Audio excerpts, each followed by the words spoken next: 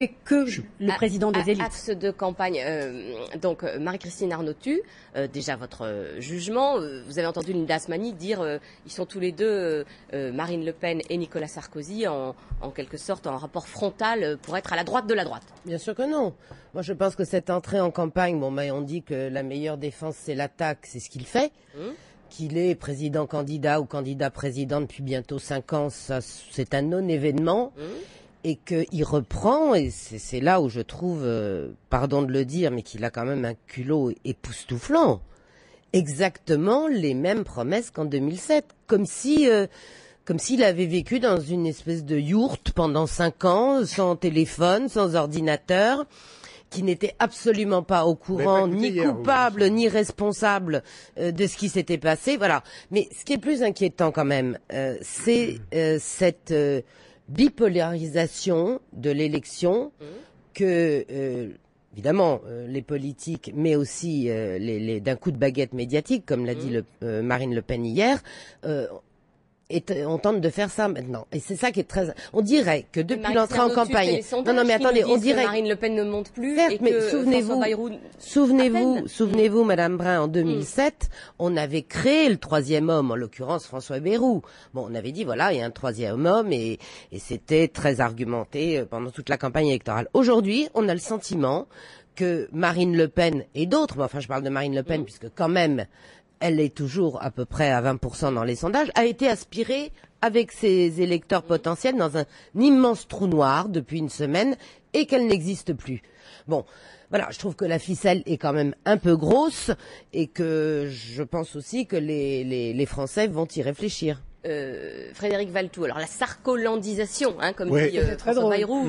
C'est un très bon mot. C'est un bon terme. Qui l'a fait? C'est les médias? Qui l'impose? Attendez, c'est ni les médias ni les sondages qui prédéterminent la nature du débat politique et du débat président de cette campagne. Je crois que c'est le rendez-vous de la crédibilité. Il y a un contexte qui est suffisamment difficile, dramatique, compliqué, qu'on a vu. Il y a quand même aujourd'hui des pays européens proches de nous qui sont à genoux à terre, et que la difficulté de ce contexte-là, effectivement, renvoie à la crédibilité des candidats, et que spontanément l'électorat peut-être va vers les candidats qui lui paraissent le mieux armés pour affronter cette crise, et se détache de candidats. Je parle surtout pour Madame Le Pen, de candidats qui avaient des solutions qui n'en étaient pas, et qui, on le voit bien, à part jeter des slogans comme ça, quand on parlait de la viande halal tout à l'heure, à part jeter comme ça des anathèmes ici ou là, eh bien, ne présentent pas d'alternative crédible. Et donc, c'est un rapport avec, d'après moi, la crédibilité. Alors, j'ai vu qu'hier, elle poussait la chansonnette pour essayer de se rattraper, mais, vous voyez, on voit bien que là, il y a des difficultés. Elle pourra faire carrière si ça marche pas pour elle, visiblement dans d'autres métiers. Ça, c'est clair. Elle fera carrière dans d'autres métiers. Néanmoins, plus sérieusement, la crise fait que aujourd'hui, l'électorat va sans doute vers ceux qui vote utile, c'est ça que vous nous dites. Oui, le vote utile dès le premier tour, c'est peut-être la nouveauté de cette élection. Je crois que la crise, elle est morale, elle n'est pas que financière. C'est vraiment important. Je crois qu'il faut vraiment pas prendre nos concitoyens pour des idiots. Ils souffrent économiquement, et ils souffrent doublement quand ils sentent que un certain nombre de privilégiés profitent d'un gâteau dont eux ne goûtent jamais la saveur. Et je crois que ça, c'est très profond. En tout cas, c'est ce que moi j'entends dans les quartiers populaires de Paris, et pas seulement dans les quartiers populaires. Je vous le redis, une frange non négligeable de ceux qui ont voté Nicolas Sarkozy ne revoteront pas pour lui aujourd'hui. Et comme une clientèle d'un restaurant ou de je ne sais quel commerce, eh bien, quand vous n'avez pas votre clientèle habituelle, c'est un peu le début de la fin. Juste, Marie-Christine Arnautu, quand le président Sarkozy dit « je suis le candidat du peuple de France », c'est vrai qu'on pourrait faire des copier-coller avec ce que dit Marine Le Pen depuis un certain nombre de temps. Il va y avoir cette course à l'échalote à, je dirais, la représentation de la nation? Non, mais enfin, écoutez, il y a des faits. Il y a des faits. Je pense, je vous l'ai déjà dit, que la vraie question, c'est pour ça qu'il ne faut pas trop plaisanter, et pas du tout même, je pense, sur ce sujet. La vraie question va être de demander aux Français, oui ou non, sont-ils prêts à perdre définitivement leur souveraineté?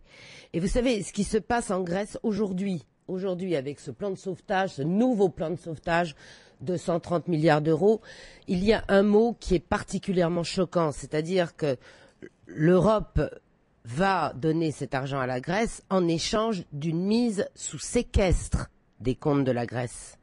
C'est gravissime de mettre, c'est même plus sous tutelle là, c'est séquestrer pas tellement la Grèce, mais les Grecs, donc le peuple grec. Et moi et Marine Le Pen, je peux vous dire, nous n'avons absolument pas envie de ça pour notre pays. Donc c'est pour ça que je vous dis que la question, il ne faut pas plaisanter avec cette élection présidentielle, ni balayer d'un revers de main les petites phrases de l'un ou de l'autre. La vraie question, c'est ça. Le peuple français accepte-t-il d'être mis sous tutelle et séquestré pendant les années qui viennent avec tous les sacrifices que ça peut représenter? On a l'exemple de la Grèce sous les yeux. On ne pourra pas dire cette fois-ci qu'on ne savait pas. Ou bien, effectivement, veut-il que la France reprenne sa souveraineté monétaire? Ça a été dit d'ailleurs sur votre antenne au Club des experts ce matin. Fiscale, législative. Il est là le choix. Frédéric Valletoux. Alors ça, vous confirmez d'une certaine manière ce que beaucoup de politologues disent sur cette élection, c'est-à-dire qu'elle est référendaire. C'est-à-dire référendaire. Pour l'instant, elle tourne beaucoup autour de la personne de Nicolas Sarkozy. D'ailleurs, parfois même un peu trop, au détriment des argumentaires, des projets, des programmes. Je ne crois pas, pour revenir à ce que vous disiez tout à l'heure, qu'il y ait une course à l'échalote sur le thème vers la droite, sur le thème de la nation. En tous les cas, à courir après l'électorat de l'extrême droite. Je crois que Nicolas Sarkozy... Je ne suis pas d'extrême droite, Monsieur Valletoux, Marine Le Pen non plus. Nicolas Sarkozy sait très bien que... droite de la droite, on va dire. Non, vous allez partir. Nicolas, non, attendez, on ne va pas rentrer dans ce... La nation n'est pas d'extrême droite. Tout à fait, vous avez raison, elle est de droite et de gauche.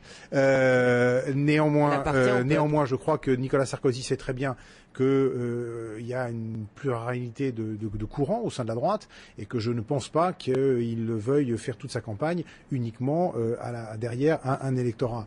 Et je crois qu'il y a une sensibilité dont d'ailleurs je fais partie, qui est une sensibilité, j'allais dire, peut-être plus européenne, plus ouverte effectivement à ce qu'on mette en avant aussi un certain nombre de sujets de société. Donc je pense que cette campagne sera au contraire une campagne qui va fédérer. Là elle a démarré il y a 3-4 jours pour le candidat Sarkozy.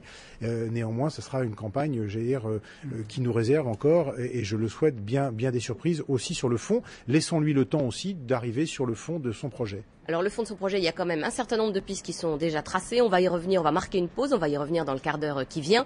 Le travail du dimanche, une dose de proportionnel aux législatives, trop de députés ou pas, tous ces sujets qui ont émergé pendant le week-end et sur lesquels on a envie d'avoir votre avis. On marque une pause, on se retrouve dans quelques minutes.